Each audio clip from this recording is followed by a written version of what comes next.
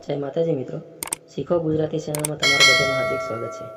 આજે આપણે આ વિડીયોમાં જોવાના છીએ કે આધાર કાર્ડ ડાઉનલોડ કઈ રીતે કરવું। તો તેના માટે છે તો કે તમારા આધાર કાર્ડ સાથે મોબાઈલ નંબર લિંક હોવો જરૂરી છે।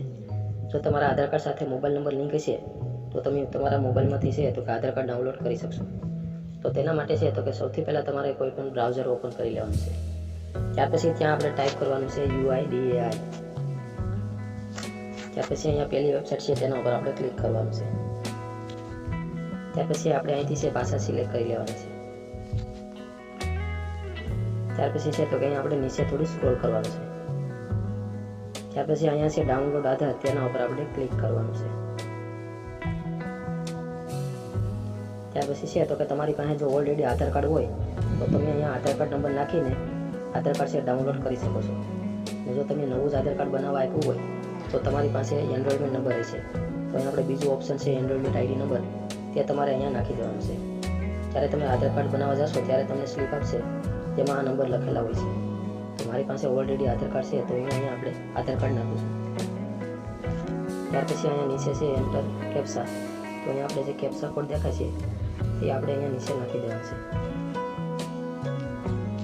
ત્યાર પછી અહીંયા છે સેન્ડ ઓટીપી, તેના ઉપર આપણે ક્લિક કરવાનું છે। તમારા જે આધાર કાર્ડ સાથે મોબાઈલ નંબર લીધી છે તેમાં એક ઓટીપી આવ્યો છે, તે ઓટીપી આપણે અહીંયા ટાઈપ કરી દેવાનું છે।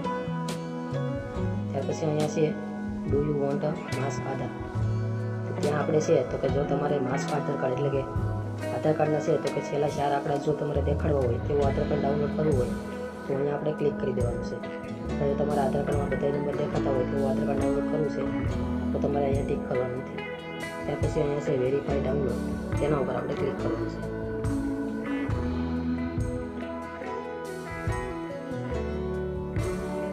તો હવે આપણે અહીંયા કોંગ્રેચ્યુલેશનનો મેસેજ આવી ગયો છે।